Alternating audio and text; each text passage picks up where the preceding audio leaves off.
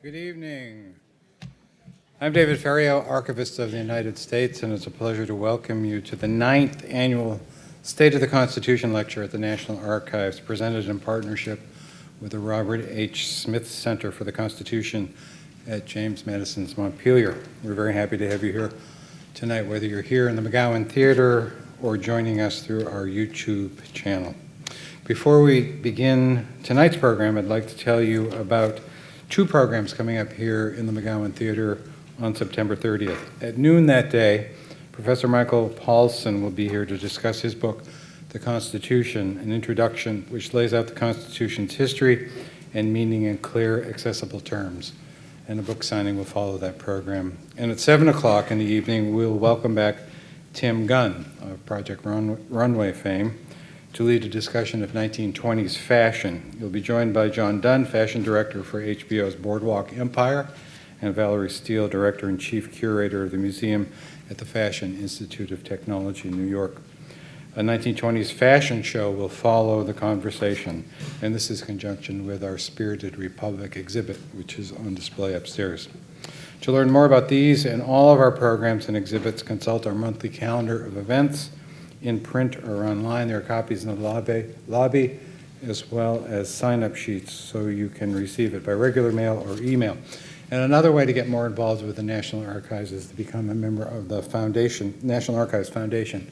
The Foundation supports all of our education and outreach activities, and there are application forms in the lobby also.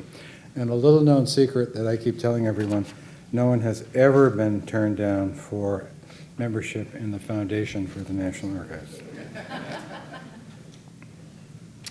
Constitution Day has a very special meaning for us here at the National Archives. In the rotunda upstairs, which was designed to showcase the founding documents of our nation, the 4 pages of the United States Constitution hold center stage.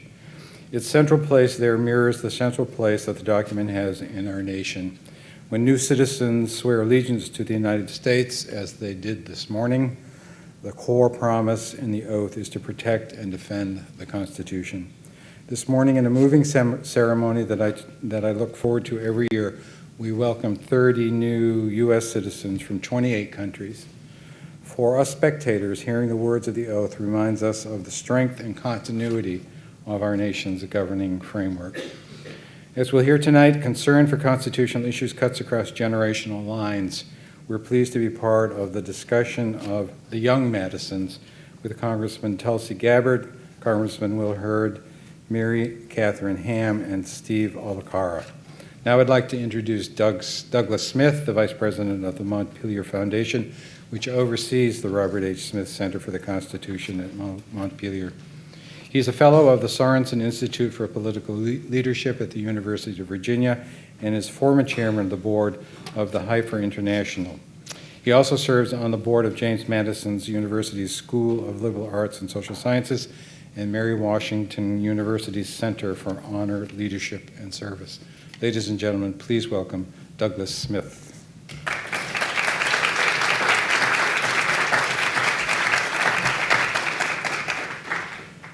Thank you, David. Our National Archivist. Maybe we could give a round of applause for this great place, the Archives. For your partnership, we thank you, and to the Claude Moore Foundation as well for sponsoring this 9th annual State of the Constitution Address, where we're going to be talking about millennials and whether they are ready to pick up the flag of Madison and the country and run with it. Tonight from the McGowan Theater, here at the National Archives and streaming live. And I have to say that we will have some watch parties around the country. We're going to be exploring this rising generation of leaders here in the United States and ask, are they ready to renew their commitment to the Constitution? At Montpelier, the home of James and Dolly Madison, we call these young leaders young Madisons, as you can imagine, because we know that Madison was a millennial when he did some of his most inspiring work. And tonight we hope to be inspired still by those that will join us on the stage. Now let me say a quick word, which is that during our program, if you would like to tweet questions, if you are someone who is a Twitterer, feel free to do that using the hashtag Young Madisons. And for those in the audience here at the McGowan Theater, we invite you during our Q&A time to join us either on one or the other side of the theater itself, where you'll have an opportunity to ask questions of the panelists. So let's begin, and welcome to the stage journalist and political commentator Mary Catherine Ham, Stephen Olakara of the Millennial Action Project, Representative Tulsi Gabbard of Hawaii's 2nd District, and Representative Will Hurd of Texas' 23rd District. Join me in welcoming them.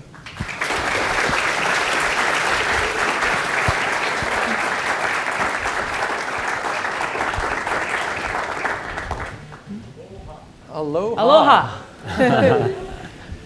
Well, let's begin. Stephen, I want to throw it to you. You're the co-founder of the Millennial Action Project, and maybe you could define for us, what is a millennial? Who are we really talking about tonight? Well, first of all, thank you, Doug, and to James Madison's Montpelier, the Center for the Constitution, the Millennial Action Project staff and community that's come out for us, everyone who's tuned in online, to my fellow panelists, Mary Catherine, Congresswoman Tulsi Gabbard, Congressman Will Hurd. It's an honor to be here, and thank you for coming for an important conversation about this next generation that is going to revitalize our constitutional democracy. Millennials are on the cusp of taking up the reins of government. And so this question is very important because all of us will have to answer, how is this next generation going to govern America? And most people tend to define millennials as those who were born around 1980 and later. So today they're in their 20s and 30s. And what's so striking about this generation is that we are the most service-minded and civic-minded generation in America today. But we have the least trust and confidence in government and politics to solve the challenges we face. So we have our task in front of us to close this gap between disillusionment and our idealism. And that's something I hope we can work together on. The Millennial Action Project started a few years ago, and formally this is our 2nd anniversary today. It was 2 years ago that we were standing in Congress and launched the Bipartisan Congressional Future Caucus. And the whole vision of this is to activate the millennial generation of policymakers to forge constructive cooperation on the challenges that we're going to face in the future. And it's my deep belief that one of the symptoms of partisanship is a short-term view on policymaking. If you think about all the challenges that our generation and your children's generation is going to face in the future, we're clearly not doing enough right now. So millennials are there to be a part of the solution. And one thing that I think would be very promising to a James Madison, who railed against, as he called about in Federalist 10, the violence of faction. Millennials are rejecting the political status quo of entrenched partisanship. And over 50% of us now identify as independent. So something's going to happen. And the question is what? But fortunately, we have some great representatives here who are part of the solution. That's great. Well, why don't we start? Congresswoman Gabbard, you are decorated military hero representing the 2nd District in Hawaii. You are known to have a real passion for community health work. When you're in Hawaii or traveling the country, what are you saying? Are millennials that different from the Generation Xers and the boomers? Are you sensing that? Well, I think there's, to jump off from where Stephen started from, I think there's a lot of misperceptions about millennials. So I think there's two things that I hear and that I see. There's what I hear from people in my peer group and people who are younger in this millennial generation, and then there's the things that I hear other people say about them, things that they think that they know. And I think the biggest misperception has to do with mistaking this big level of disconnect that millennials have with government and with kind of the institutions as we've known them, and the fact that people perceive that to mean that they don't care, they only care about themselves, they're the most selfish generation, the most inward generation, when, as Stephen said, the absolute opposite is true. I can tell you about interns who I've worked with who've come through my office, young people who I've met visiting high schools, visiting colleges, visiting different communities of young, innovative leaders across the country. And while they may not be looking at government because when they do what they see as dysfunction, they're looking at every single other part of our lives and their lives to say, how can I bring some ideas? How can I solve some of the challenges and the problems that I'm seeing within my family, within my community, within the area around me? So I think that's really what we find exciting about the work that we're trying to do, is seeing how can we harness that unique quality of innovation, of results-driven leadership, and of breaking down barriers between people to say, hey, regardless of where we come from, and I think all of us sitting on the stage here have a very different story and come from a very different part of the country, a very different upbringing, but we're all here because we are focused on this mission of service and bringing our country to a strong place in the future. Just a reminder for those who are joining us on the web at stateoftheconstitution.com, you may tweet your questions to hashtag Young Madisons. Moving over to you, Representative Hurd. Welcome. Thank you. So what your colleagues are saying is really quite interesting about this millennial generation, but I guess my question for you is, when you're in the 23rd district, this sprawling, it's most of Southwest Texas, are you finding that millennials are getting involved in just public service, or like you, do you think they'll go into civic service? I mean, really, doing recovery after a tornado is one thing. It's volunteerism. But are they ready to step up and run the country? So I think that is the distinction. You have millennials actively involved in their communities, churches, schools, neighborhoods, but we need them to start taking the next step and getting involved in some of these institutions that are running the country. And part of that distrust is things don't operate with the speed of at which younger folks are used to. When you have elected officials kind of proud of the fact that they don't use email, and my nieces who are in middle school don't use emails because it's like we're using all kinds of other tools. That's part of the disconnect. And so we need as millennials become the largest generational cohort in the United States, we need them. They're going to be the ones that are going to get us past all this partisanship here in Washington, D.C. We need them more involved politically. We need them. Voting is not the pinnacle of civic activity. It's the floor, in my opinion.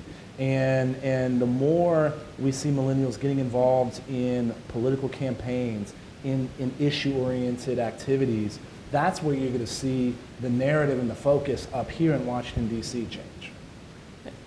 Stephen, I presume that's what MAP exists for. That's our mission. That's right. So these guys are singing your tune. Huh? Absolutely. Well, I want to We get can pay Mary. them. I want to get Mary Catherine Ham in here because both of you really indicated you admitted that there's a lot of distrust. And according to a recent Pew study, millennials in adulthood, reports are that only 19% of millennials say most people can be trusted, compared to 31% of Gen Xers and 40% of boomers. So Mary Catherine, what does this eroding mistrust of institutions and people really mean for the future of the country? Yeah, so I think there are significant challenges. By the way, it's a real honor to be at the archives and with all of you guys and with Montpelier as well. Actually, this past weekend, I went on a solo trip to Montpelier because I was on a country drive. Why was I on a country drive? Because I have a toddler and a 7-month in utero baby, and I am dealing with the volatile emotions of a toddler and a pregnant lady, and I thought, country drive. And I went out, and I realized that I was about 7 miles from Montpelier. And I thought, oh my gosh, this is great. I'll go visit and learn about James Madison. And I did. It was wonderful. I spent some time in his study upstairs where he had his 1,000 books, where he studied the history of government making over the millennia to help us put together what we have here today. It's really an amazing, moving experience. It's also important to note that I'm a weirdo, and that not a lot of millennials go, oh, 7 miles from a president's home, let me check it out. Much to my chagrin. I wish everybody were weird like me. But I think that's something important for people who care about politics and who care about civic engagement to remember, is that we can be a little weird and a little self-involved. And in bringing the truly uplifting message of the founders and of what we do and how civic engagement can make America better to the normals, we have to try really hard. And we have to take different approaches. And we have to not expect them to say immediately, this is the thing for me. I think often in Washington, too many panels start from the supposition that, hey, this government thing is awesome. How do we get more people involved by explaining how awesome it is, which is a good first step. You could also make it awesomer so they want to be involved. And I think that's a good way of thinking about it when you're pitching to millennials. And I will give my somewhat controversial and not full-throated, but reserved defense of disillusionment. Millennials have a lot of reasons to be disillusioned. Many of the institutions that they were told to buy into didn't work out for them. Their college degrees might be not worth exactly what they thought they would be. They've seen marriages fall apart. They've seen the federal government or what have you not work in the way that they thought it would. But disillusionment does not have to be the end of the road for them.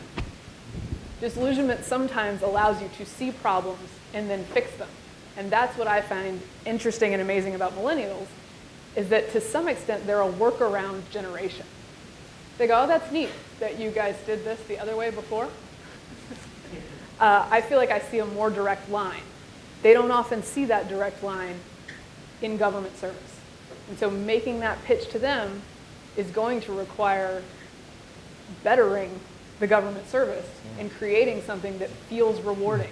And I think they can easily be part of that because that's what they're looking for. So we have our first question on that theme, actually, coming in from Twitter. And it's, how will the millennial generation then disrupt the way government currently functions or maybe doesn't function so well? Look, I think a perfect example of that is, you know, the ride sharing versus some of the entrenched, you know, ways of getting around. You know, is a perfect example of, you know, how do you be disruptive with, you know, looking at how you do something completely different. I think millennials are one of the, you know, the smartest generation, the most connected generation that aren't afraid. You know, most of them are digital natives. And they're going to be able to bring a level of efficiency that our government is lacking and what it needs in order to get better. And so those creative ideas, and it's up to folks like Tulsi and I to make sure that there's an environment for that kind of entrepreneurship and creativity to grow up and flourish. And you know, I ran for Congress because, well, so I was in the CIA for 9.5 years,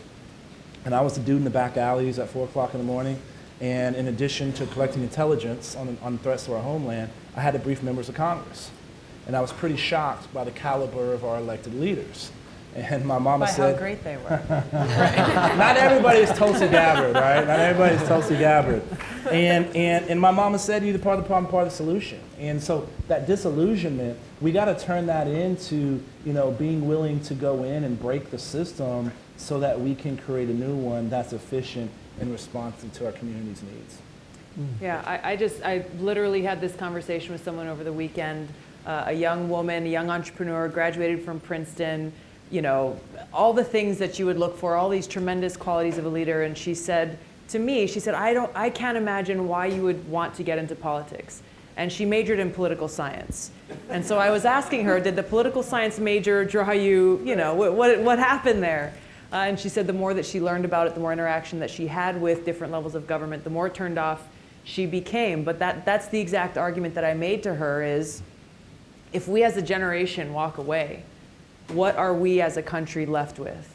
And don't doesn't each of us individually in our own way have a responsibility to step up and not stop at the floor of just casting a vote, which is, a lot of people struggle with during every election cycle, but actually challenge ourselves to look at these obstacles and these challenges as opportunities, to recognize the opportunity that we have in our generation. And this is how the Future Caucus came about, is we recognize what many of those courageous leaders had done for us 30, 40, 50 years ago, and the generation before and the generation before, and the vacuum that exists now, which has created the opportunity for us as a generation to step up to the plate and to do our part. And on top of that, to build off of this point about Uber and ride sharing, one fascinating trend around the country is, to the extent that this is an issue at the local level and the state level, those who are sponsoring the innovative bipartisan bills to embrace the ride-sharing economy and the new parts of our economy are millennials. And those millennials, for example, in Colorado, came together and produced the first state law to embrace the car-sharing economy. So there's a whole new economy out there. It shouldn't be surprising that those on the side of entrepreneurship and innovation are those who are younger and aren't as tied to the incumbent economic interests. And it's just coincidental or perhaps appropriate that those very issues are the ones that transcend partisan lines. It's honestly hard to even fit them into one partisan box. Another really good example of this is the opportunity for crowdfunding for entrepreneurs. Can you create a Kickstarter to help entrepreneurs get off the ground? Same story across the country. Millennials are on the front lines of sponsoring that legislation in a bipartisan way. And you'll see the media try and box them in one way or another. And if you know anything about millennials, we don't like to be boxed into anything. And so that's what's happening. And if we can start creating more examples of impact like that, I'm absolutely convinced, as James Madison wrote about and aspired to in this country, the best people would put themselves forward for public office. Yeah, I think along the same lines, skepticism of our current system is not incompatible with service, as we see with millennials all the time. And that's I think, you talk about trying to box millennials. It's always, well, do they only care about themselves, or do they only care about this type of public service? Well, they care about a lot of things, and there are many different ways to serve, and they're creating new ways to serve, which is pretty amazing.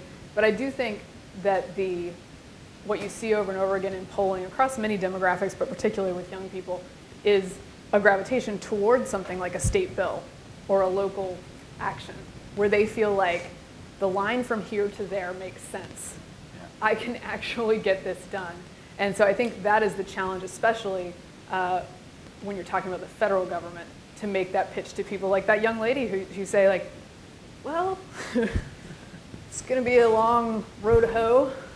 People are going to be very interested in your family and reporting all sorts of things that may, you sort of have to put yourself out there. You're going to have to be in service for many, many years and gain seniority before you understand the system and can really be effective. And they go, but I feel like I could be effective over here.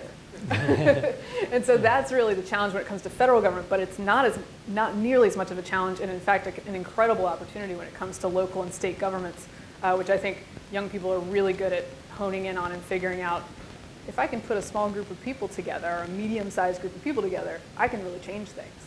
So where would you recommend young people get involved in government right now? I mean, is it at that local level, or like you, Congressman Hurd, you really swung for the fence. Picking up the 23rd, it was a contentious election. No one thought you were going to do it, but you did it. I mean, where is it that people can jump in, and what advice do you give them? I would say find the opportunity that's closest to you, and find the opportunity that you're passionate about.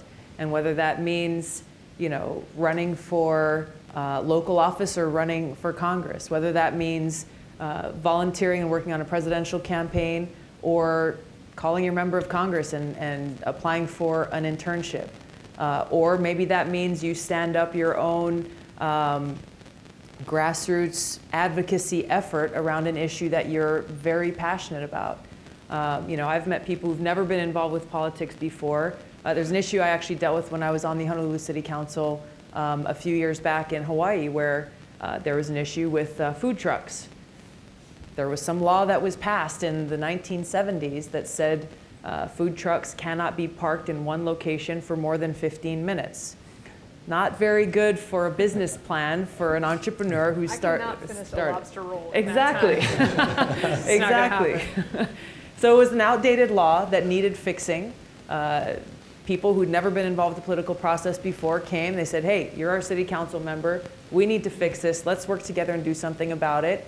We passed an ordinance change to fix that law in a record period of time, and they were able to carry on with their business. And because of that, so many of those people who I had met have become more involved in the process because they see, oh, hey, if I actually stand up and don't just complain on the side, but say, what can I do about it, then the likelihood of getting some results is far greater. So it is possible. It is. If you live in Texas, I have some ideas on how to get politically involved. But Maybe in the 23rd, yeah, working on your it's- campaigns. Exactly. But also, look, getting out and starting a business, helping a business grow, getting that kind of experience in creating jobs, and that is as valuable, and you can transfer that into your government service. And I think the best thing that has helped me do my job up here was, the last 5 years I was a partner in a consulting firm and helped start a cybersecurity company from scratch. And you shouldn't have to be worrying about the tax policy when you're two dudes in a garage, right? And so that that is as helpful. But find that one issue and get it done. And I've learned that a lot of my time and energy and my staff's time and energy is fighting the bureaucracy for people that need it fought.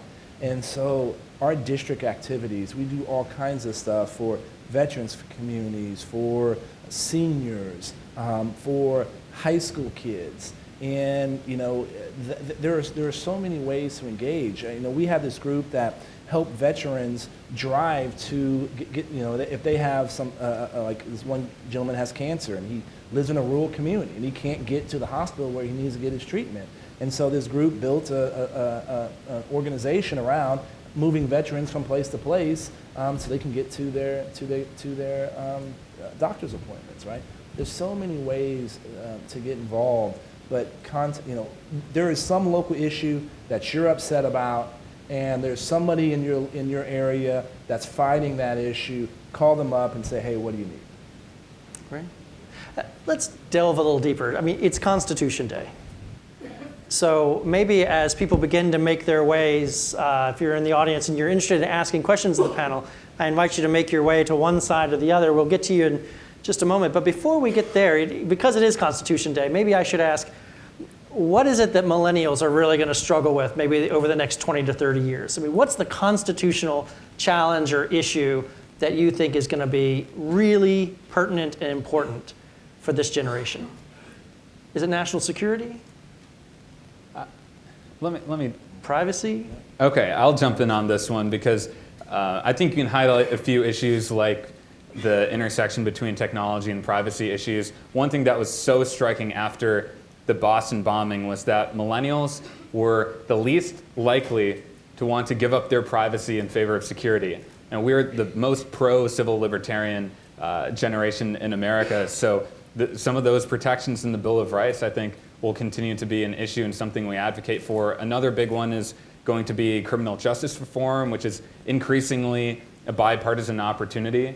And there will be questions, how free of a country are we when we have 25% of the world's prison population? But I would actually make all of those issues secondary to what I think is a meta issue that we will have to confront. I think, as Jefferson wrote about, and he actually called for a rebellion every 20 years, but I think I interpret that, and I think every 20 years there needs to be a reimagining of our Constitution. It's been more than 20 years since we've had an amendments process, and I think about the pace of change we've seen over the past 228 years. If you just look at technology, the pace of technological change has been exponential. I was reading about Steve Jobs and Bill Gates, and they predicted the future pricing for their technology looking at Moore's law, which looked at the exponential increase of how many computer chips you can put into a system like this. And so this is happening so fast, and has this document been able to keep up with the changing times? And I would think of it as my parents' home in Wisconsin. They built it 20 years ago, and the foundation is really solid. And those values from the foundation of our Constitution are really solid. But the roof is starting to get a little, it's going to need some work pretty soon, and I think we need to have that conversation. As a millennial, you're no doubt living there, so. Burn. I'm a millennial too. Sorry, I'm just kidding. Nice. You talk about privacy, protecting our civil liberties, and we can protect our civil liberties and we can protect our country and digital infrastructure at the same time. Our civil liberties are not burdens. These are the things that make our country great, and we must continue to focus on this. And this is a debate that comes up pretty often. You know, in the late 80s, early 90s, it was the Clipper chip. You know, right now we're having that with encryption. And these are the types of conversations that we have to continue to fight, because guess what? The threats to our country are only increasing, right? And so in that environment, we need to make sure that we're protecting our civil liberties at all costs. And I think the Constitution is something, you know, it's the best built house, you know, I think this planet has ever seen. And I think if we get back to some of those issues and we keep talking about this distrust of government, that's what that was the foundation of that document, is, you know, not trusting, you know, the concentration of power in any one place. And we always need to remember that. You know, it's interesting because technology has been such a disruptor to education, but it doesn't seem like government has kept up with the disruption. So, Don't get me started. Yeah. How do you envision being able to change not just policy, but the policy of policies, the Constitution, when it's so difficult to get anything moving through Washington? Is this indicative of the need for more millennials, or, you know, how does this actually happen? I think it goes to a few things. You know, Stephen was talking about factions, and when you look at the factions that are that not only exist between parties, but that exist within parties, that get in the way of building relationships with people, so that you can have these debates where you can disagree, you can agree on things, but you can find a way to work together to be able to come to a solution, is I think one of the biggest challenges that we have. And what gets blasted on the news, what we see in Congress, is, I think, a reflection of what exists in a lot of our communities, where people stake out one position or another, and then they point their arrows at each other without recognizing that, hey, there's strength in the diversity of our country, and if we open these discussions up in a way that's respectful, in a way that's sincere, then that's how we lay that foundation, to build off of your metaphor, towards being able to start to make these kinds of huge generational changes. What to speak of the smaller changes that have to do with the day-to-day, like keeping the government funded and operating past September 30th. Well, you know, look, I've been reading this book called The House, and it was I think Library of Congress is the publisher, and it's talking about the history of the House. It's as rowdy now as it was back then, right? And I think that's one of the things that's always going to be the case. But when you look at government and you look at all the federal agencies, and in one very small area that I deal with, IT procurement, right? Nobody's going to do a rally around IT procurement, right? It's not necessarily the sexiest topic. But you're spending $80 billion a year. The federal government's spending $80 billion a year on IT procurement. And 80% of that is on legacy systems. And that's preventing a level of efficiency on delivering the goods and services the federal government should be delivering, right? And we're talking about cutting Pell Grants to help kids go to college, and we're not, investing in a 21st century infrastructure. We're wasting that in other areas, and that's something that's very simple that has to change. And if we utilize new and existing technology, we can do it cheaper, we can do it more efficient, and we can have a government that's responsive. First of all, I'm with you on IT procurement. I will be at the rally. And to that point, I think one of the things that worries me about sort of the cultural landscape in my generation is that the founding documents and the experiment that is America was built on a real serious rumination about power and process. People pay attention to power now, but they ain't interested in process. And that is a double-edged sword. It can really allow for a lot of abuses. The question being, as we move forward, as we evolve as a culture and as a people, and we change parts of the house, there still remains the question, it's the civil liberties stuff being a perfect example, there are meant to be limits. And how do we find those? And do people care about them? Instead of just the pitch that, we're going to do all the good things, man. Yeah. Remember how we do all the good things? Now, people are rightfully skeptical that the federal government in particular does not always succeed at doing all the good things that it tries to do. But I think awareness of that process and thinking about that is one of the reasons I love being here and with Montpelier to sit and think about that. Because I think that's one thing we're losing. Because the beauty of millennials wanting to get from point A to point B real quick is that when you start talking to them about, well, the balance of power is supposed to do this, and it's actually supposed to be pretty challenging to pass things, they're like, done, right? But it's really important stuff. And I think something like IT procurement, for instance, is something where people go, what are you talking about? It's a hard pitch to make. On the other hand, because people don't care about IT procurement, sometimes you can get it done because there's less tribalism about IT procurement than something else. So I think you can have those process changes that are important. But I wonder about, as we move forward, how millennials will think about what the actual role of this government is supposed to be, because that was the whole deal. You know, you mentioned the tension around factions. And Mary Catherine, I don't want to put you too much on the spot here, but being from the Fourth Estate, do you think the media personalities of the future will be more reflective of this kind of millennial ideal and value that the four of you are presenting? Because it hasn't seemed very unified. Yes, I think, and I'm also guilty of being part of cable news, so just keep that in mind. But I think also, first of all, yes, I think there's room for that.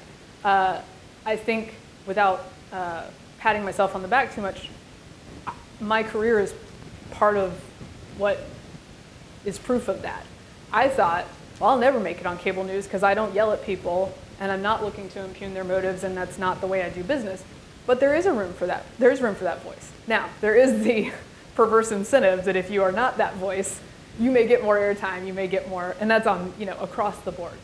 But I think as more millennials become part of the Fourth Estate and really shape it and turn it into something very different, which I think is healthy and great. Very laissez-faire about the opening of the media landscape. That they're being honest about where they stand, and they are sometimes reporting from a point of view. It's a new way of doing things well, not entirely new, but for the moment. And I think it is, again, in defense of disillusionment, dispensing with the idea of objectivity as this sacrosanct thing. I'm a right-of-center journalist. That's who I am. It's where I stand. And so I think that will become part of the landscape. And you will see people who like to, I think you see it in networks like Fusion that are millennial focused. They like to see people just having a conversation. Yeah. And that's powerful. And every media company right now, and we hear from so many of them, they're trying to figure out how to reach the millennial demographic. So have a better conversation. Yeah. I'm trying to tell people there's a business case here. If you want to tap into this generation, engage the 83 million plus viewers. This market is huge. We're the largest generation ever in US history. Then have a conversation that's more sensible, that's more focused on results, that shows people actually working together and not having this food fight. That's what turns people off, not on. And I think bringing more millennials into the conversation so that you're not in a situation that I think we often find ourselves in, where we see other people of a previous generation scratching their heads saying, how do we talk to and communicate with these millennials? rather than saying, hey, let's have a conversation. Let's communicate Right. with them. Those kids and their phones. Well, let's take a question from the audience. Why don't we start on this side? Do we have a question? Yes. Please tell us your name. All right. Hi, my name's Hunter Hammond, and of course I have a question. I'm a millennial, so I'm going to have a lot of them. So I actually represent the private sector, and I do a lot of work with government. It's my main client. It's where my passion is. But I'm very frustrated with government. Always have been. And I kind of want to go back to your point about process and respecting due process. I think there's a disconnect, and I'm looking mainly at maybe a baby boomer generation in comparison to the millennial generation, where there's a pay your dues culture, or come in and learn the system, learn how to navigate, and then you can change it, because you need to respect the process in order to fix it. One thing, a trend that I think, Steve, you can probably talk about this, is millennials are taking steps away from government into areas where they are able to jump immediately into the line of fire and to immediately enact change. That might be the nonprofit sector. For me, that was the private sector. My question to all of you, as people who are elected officials and people who are changing the system from within, how do you bridge that divide? How can you show that respect for process? But then if we're going with Moore's Law and thinking about how technology is innovating exponentially, and we as a generation are innovating exponentially, how can we bring those two together? Because that's the disconnect that I keep seeing illustrated time and time and time again. Whoever has the answer to that will be very, very successful. Well, I can speak for, I can speak to some of the conversations that I have with some of our fellow millennials who have been elected to Congress in the last couple of cycles. And I don't think any one of us walked in accepting the fact that now we're here in Congress, we will have to sit here and wait 20 years to gain seniority to be able to do anything. I can tell you every single one of us, and we have these conversations with each other, is figuring out, okay, here's the lay of the land. Here's the situation that we're dealing with. How do we figure out ways around, above, below, breaking down the wall, figuring out a way through it? And it's not easy, to your point. It's not easy. There are not usually quick and fast and dirty ways to get from point A to point B, but we're not operating under the assumption that, well, this is just the way things are. They always have been and they always will be, so I might as well just buckle in for the ride. Yeah, for me in my office, it's you give people real responsibility, real authority immediately. And, that was something where, I saw when I was in the CIA what was incredibly effective. My first tour in New Delhi, I was 24 years old. And, I was doing some things that were, had a huge impact on our national security infrastructure. And I was the only one that had ever met that person and was involved in that thing. And so real responsibility, real authority is what I think folks are looking with. And then you have to coach that, and that's the mentality I take in my office. But I've also seen that with me. I've been in Congress for 9 months. And, I've been able to do some things that a lot of freshmen in Congress haven't been able to do because people recognize and respect my background and experience. But also, I'm not going to take no for an answer either, right? And so I really don't care what somebody else says, and I'm going to do what I think is right. And that's the freedom that we have up here. And then when we figure out, the good thing is there's a lot of us that are new to this entity that are looking to figure out, okay, how can we change this? What's in our sphere of influence and what's under our sphere of control that we can grab onto it and fix? I'll just add one thing. We're talking about the Future Caucus, the Bipartisan Future Caucus. When we started this, when we first met with Stephen, I remember the day that we were doing our launch, we were, all of us, madly calling people like, please come. We were worried the room was going to be empty because this is an idea that we were excited about. We didn't know how other people would react to it. It was a packed room, standing room only, and every single event or platform that we went to talk about this, frankly, we were met not only from millennials, but from people of different, private sector, government, nonprofit, with amazement and excitement. because this was something that just doesn't happen in Washington, where you've got a Republican and Democrat coming together, joining hands and saying, hey, we're in this together, working towards that same solution-oriented purpose. And it was amazing to me to see what a new concept this seemed to be to most people. But that's an example of coming in and saying, okay, just because the Democrats sit on this side of the room, Republicans sit on that side of the room, it's not the way it has to be, and it's not the way it should be. So it's really looking and seeing, okay, where are these opportunities that we can change the paradigm, that we can change the culture and the environment so that we can actually look at these things from a new perspective and a new angle. I'll make this brief because I know we're going to get to other questions too, but I like the idea also of pitching to young people that this can be a stint of service. This does not have to be your entire career. I think that's where you lose young people because they think, oh my God, I don't want to be a bureaucrat for 25 years. That wasn't in the plan. I want to do something. I want to change something, and then maybe I want to do something else. And so I think thinking about it that way and pitching it to them that way, and then creating a perfect example is an organization called Code for America, which are technologists who sort of parachute into governments all over the place and say, let us help you with this. We will make this work for you. And they do it for a couple years and they move on to private sector pursuits. And I think cultivating those little brigades of young people to do that kind of public service work is a great way of pitching it, that you might get more people involved than just saying, like, come join us in the federal government, which is a different pitch. Yeah. So let's go to our next question. Yeah, hi. Good evening, and I want to compliment you on beginning a dialogue that is very, very important. And since it's Constitution Day, I want to talk about the Constitution. And I think maybe we need like a convention to start to talk about the Constitution, not necessarily to change it right away, but to talk about what to do about it, because it has some basic flaws along with all its good stuff.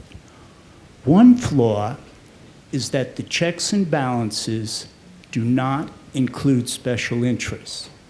So therefore, we have a system that has been overwhelmed by special interests where all the branches of government have basically been too infected with their interests and not enough with the public interests. That's one serious flaw. The other thing is, I think we need a document that doesn't acknowledge that there is any place for slavery. In other words, I think we need a clean document that starts out from the beginning that doesn't acknowledge that there is slavery to have any place within our culture. So those two, and there are many, many more, are very, very important issues to start looking at. And I think we've grappled with the slavery issue. I mean, the Civil War was just outrageous to have that happen under that document. And we have to figure out a way to get around the special interests, which will essentially block any serious reform of our system. So interesting. So two very distinct questions there. If I have it right, one is about special interests, and that often leads to the question of money in politics. Does it really make a big difference or not? And of course, that goes all the way back to some recent Supreme Court decisions. And the other is more about this very difficult and troubling history with this horrendous institution of slavery. And if I could just riff off of the questioner's question, I might ask, how will the millennial generation, in your opinion, really begin to work through, acknowledge, and I don't want to say have a reconciliation commission, but maybe that's what we need. Are millennials ready to maybe not redraft the Constitution or somehow expunge that from our history, but are we really ready to deal with race in America? Well, I think, let me pick up on the first part of that, which I think is a fascinating question. And one of the parts of reading Madison's writing that most inspired me was this conversation about the narrow interest or factions and the public interest and what would lead to that. And and this actually maybe picks up on the second part too with race. I think Madison really saw diversity as the solution to faction. And I think that's something that should make all of us very optimistic given how diverse the millennial generation is. I mean, he would talk about how a greater variety of interests and parties would design a process to advance the public interest. And he felt that institutions that did not provide that sort of protection did violence to the public interest. And so I think, this also picks up in the first part about how we think about our government in a larger sense. We need to be designing institutions that actually embraces our diversity, which is something I think millennials will definitely pick up on as more and more of us get elected. And through that type of process, Madison believed, and I believe, the public interest will prevail. All right, I have a couple thoughts. Mechanics and the structure of the document itself. Sure, thank Right. you. I think one thing I like about what you're saying is when you're talking about having a convention to talk about the Constitution, that's one of the things that I think when you can get people interested in that, that's the process part that's missing that I think some of us, too many people don't think about at all. And so I love that idea. When it comes to special interests, I do think, I'll just get on my soapbox for a moment. It's not a very tall soapbox. I'm pregnant, it's dangerous. I think one thing we forget is that we as a people enable special interests because what has happened? Oh, government is really giant and complicated and you need 20 years in it to get seniority and understand the whole system, and therefore I'm going to delegate this group of lobbyists to take care of that for me because I have a family to raise and I can't do it 24 hours a day. My job is to pay attention to politics because it's giant, because it's happening all the time, and to sort of translate it, again, to the normals, as I was referencing at the beginning of the event. And so what I sometimes think, and I think what the Constitution allowed for, is why is the discussion always to how will we clamp down on these special interests instead of how about we give the government less to do and then we won't need the special interests as much? We'll actually be able to pay attention to everything they're doing as individuals. Then there'll be more. So we've got this interesting, it's really a comment, not a question, from Twitter. And someone says through Twitter, I don't believe anything that any of you are saying up there. What did we talk about? Distrust? Distrust, the lack of confidence. I mean, that's, at its core, that's really what's about, questioning things like this power dynamic, I think. Do you have a comment on that? Yeah, I mean, I think that is an indication of exactly what we're talking about here. And the challenge that I usually deliver to people who bring this message to me, who say that I don't, why should I get involved? This is not a road that's leading toward, anything that delivers results is, look in the mirror. What are you doing about it? You live in a community that deals with the same issues and the same challenges as the rest of us all across the country. I don't care if you're in Hawaii or if you're in Texas or Florida or Massachusetts or any part of our country. What are you doing about it?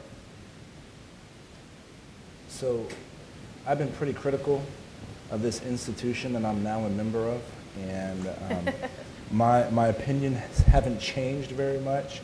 And one of the things I learned early on, no matter what you do in this job, there's a significant amount of people that don't like what you're doing. And that's okay. That's what makes democracy so great. And I'd been here for a couple months, and we had an incredibly robust conversation. And I was supposed to be giving a tour of the Capitol. And I'd never given a tour of the Capitol before.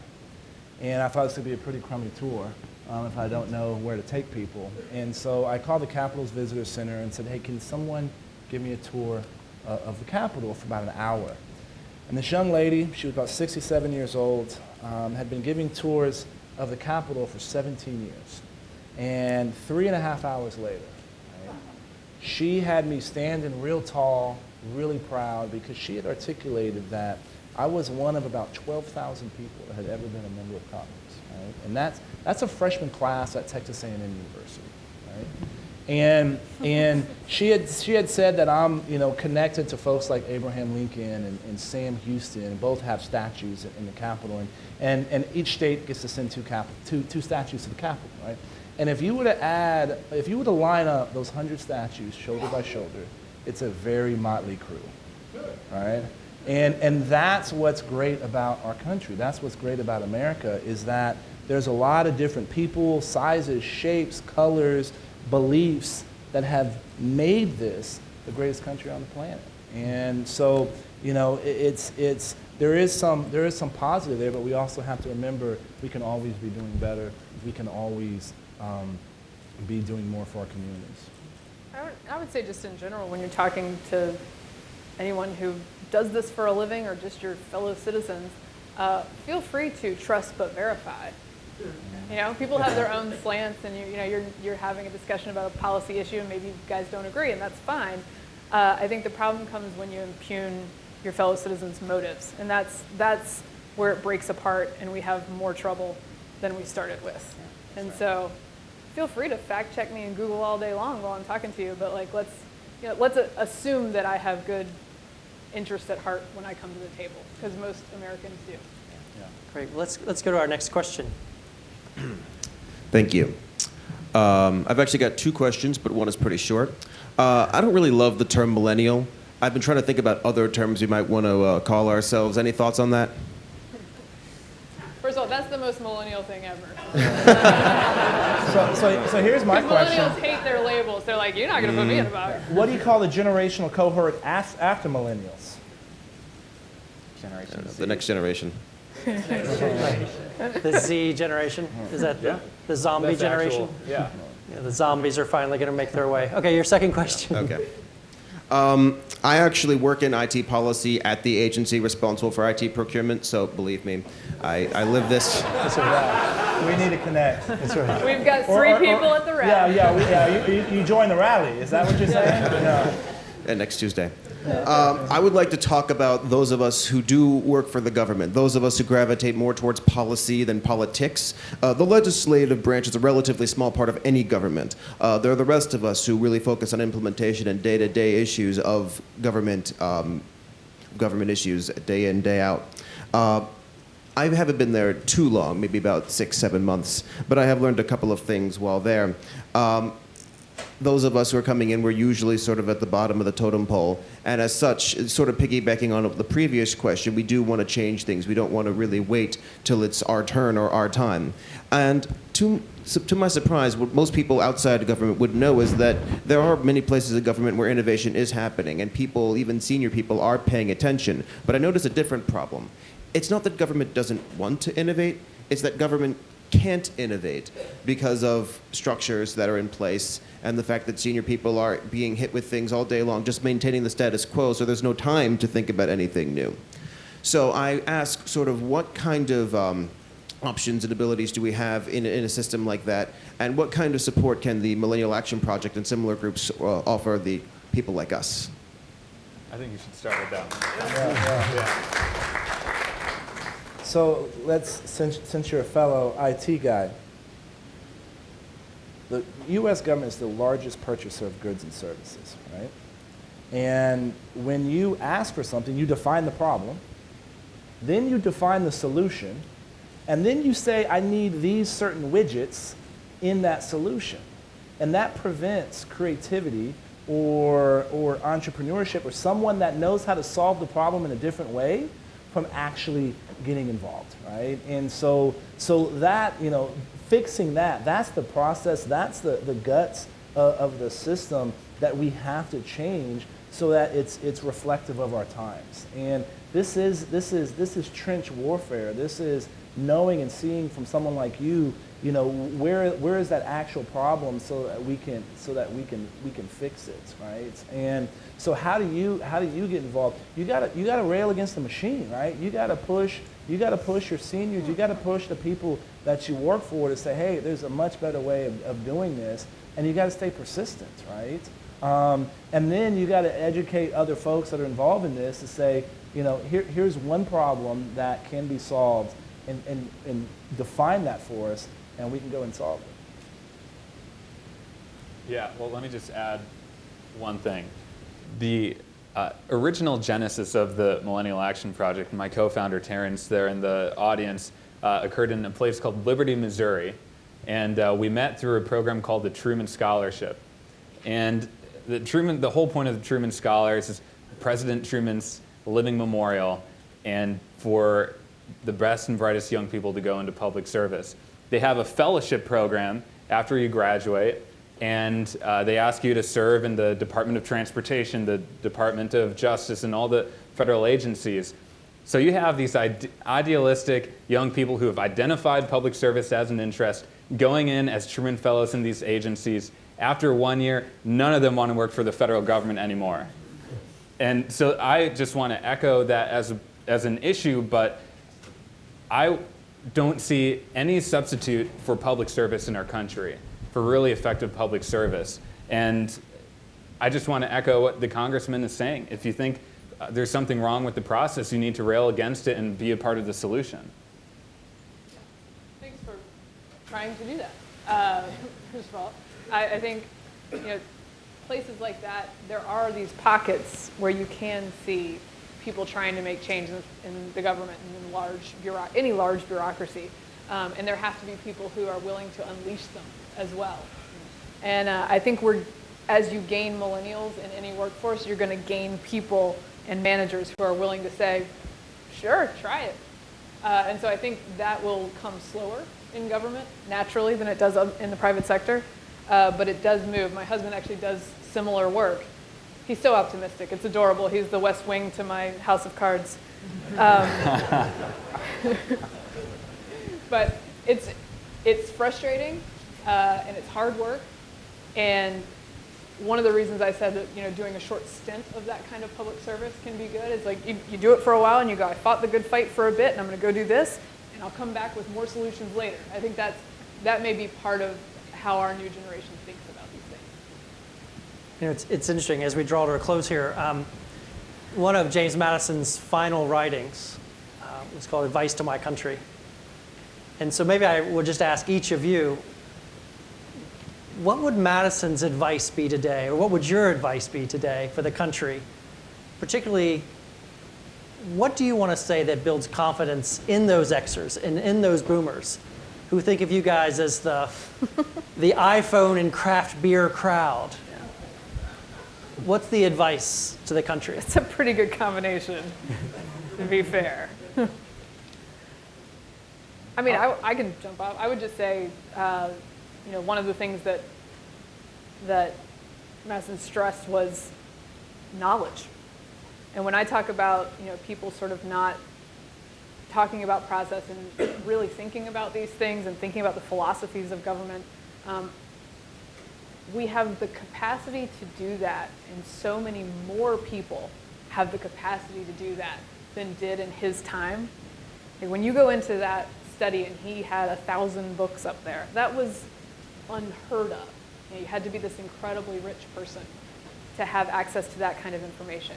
We live in a time where we have access to an incredible amount of information that would have made our founding fathers drool with envy over what we have access to. And one of the great things about the millennial generation, actually, when you're talking about a unifying issue, is transparency. Like making things more available to people, making primary documents, information more available to people. And so I think that would be my takeaway from him. It's just like, you've got all of this at your fingertips. And not all of us had that at our fingertips in my time. Use it. I'd add that, don't waste the talent that we have. Harness it, let it run, let it do its thing, and it's going to create some pretty amazing things. As we talk about service, I think that's the operative word here. And I think it's important for all of us to take that time to reflect on the principles of servant leadership that we find in our founding fathers and how we can apply them in our own lives. That this is something that is not limited to traditional definitions of service or traditional roles, whether it's government or the military or working as a first responder or police officer, but it's looking and saying, as Will is saying, what are my talents, what are my interests, what are my passions, and how can I dovetail that into the service of others in a way that will positively impact those around me, whether it's a small group or a very large group. And I think as we look at the many challenges and obstacles and things that we see that are wrong in our society, each of them can be rooted back to having leaders or people in positions of power and responsibility and leadership who have abused it because they've forgotten the power of servant leadership and how much it can be used to affect positive change. I think you would highlight two things. One is, don't be afraid to experiment and fail. Because the day that we're celebrating today, 228 years ago, was the second Constitutional Convention. The first one didn't work. Not enough people attended. And what Madison, particularly Madison, did, but also his colleagues did, was to come back again and try again, and they were persistent, even when it failed. And I think the second thing would be show up for democracy. One thing he did was read a lot of books before going, and one reason why he was so influential, we call him the author and the architect of the Constitution, is because he was the only delegate to attend every single meeting at the Constitutional Convention. And what his example, I think, means for all of us is we shouldn't wait to show up in our democracy, because he was first elected to the Continental Congress when he was 29 years old. That would make him younger than anyone in Congress right now. And then he authored the Constitution by the time he was 36 years old. So for all of us, and everyone says, well, maybe he didn't live very long. He lived to be 85 years old. But he made his most important contributions when he was in his 20s and 30s. So that's why I say, I think James Madison was the millennial of the Founding Fathers. And I think that's something we should all aspire to. And I think all of us as millennials, especially those who are here, I mean, look at this room. We have a room filled of young people. We have people online. All of you are showing up for democracy right now at the place that holds the Constitution. So it's now on us to live out those aspirations, to live out that legacy that James Madison had envisioned for all of us.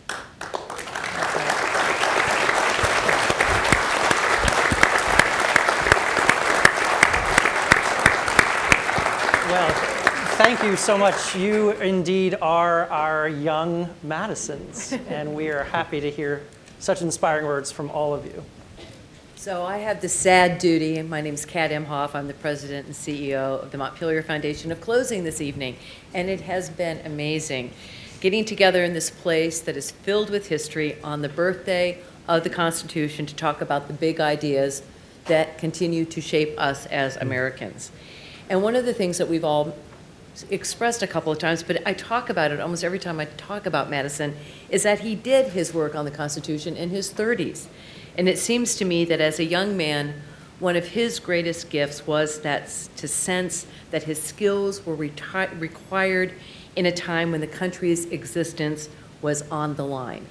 You know, think about that then and think about that today. It motivated him. It made him ignore the obstacles. It made him work relentlessly.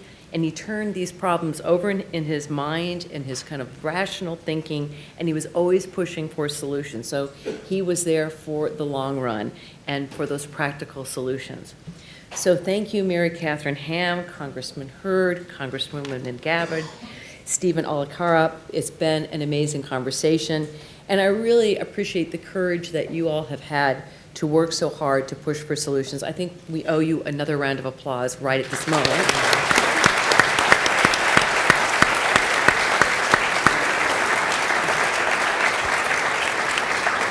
While we are on the subject of thank yous, I want to thank again the Claude Moore Foundation for its generous support of this program, and also our wonderful partners here at the National Archives and the Millennial Action Project for engineering this incredible event.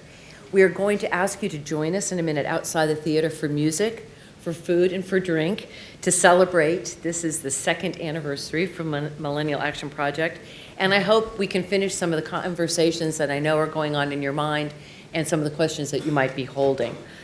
You know, we spend a lot of time at Montpelier thinking about Madison and his legacy. And so much of the time we forget how little the rest of the world actually knows about Madison. So every year on Constitution Day, we get this chance to inject his voice into the cultural current and see if anybody is paying attention. Over the past year, there have been several prominent books that have come out of Madison. There's a couple more in the works for this coming year. And this renewed interest in him, I think, is because people do sense that we need to find a way to unlock the gridlock that we're seeing in Congress and this political malaise that we see in the people. And we need that rare combination of future-focused political philosophy and that roll-up-the-sleeves legislative consensus building, which was really Madison's astonishing gift. So, millennials, you are the most diverse and the biggest political generation. You've gotten a bum rap from some of us old-timers up here, and we complain and we moan and frankly bitch sometimes about your unwillingness to get engaged. But I think you've heard tonight that this whole idea of engagement really changes from generation to generation. When Madison was elected president, his older cousin, Reverend James Madison, who's the first Episcopal bishop of Virginia and also the 8th president of the College of William and Mary, wrote him a note. And this was the note he sent to the young Madison. "You will indeed, I fear, have a stormy time to encounter. But that is the season in which the pilot discovers his superior skill." So to bring tonight's program to a conclusion, I would add that as Americans, we have weathered many storms, cultural and political, in part because of the vessel that James Madison and his colleagues left us in the Constitution and in the Bill of Rights. And I would also add that Madison would have expected all of us to play a role in piloting this ship together. My sincerest hope is that all of you, especially the millennials, will come to see Montpelier as a convening place, as a spiritual home for open and critical and inspiring conversation that will help us stay all engaged in this task of preserving our government and our Constitution. I want to thank Mary Catherine in particular for taking that winding drive to that home, not that far from you. I would hope that we could see all of you there, but most importantly, I invite you now to the reception. Thank you for being here this evening. Thanks so much. I think we're going to get you guys to the green room. I think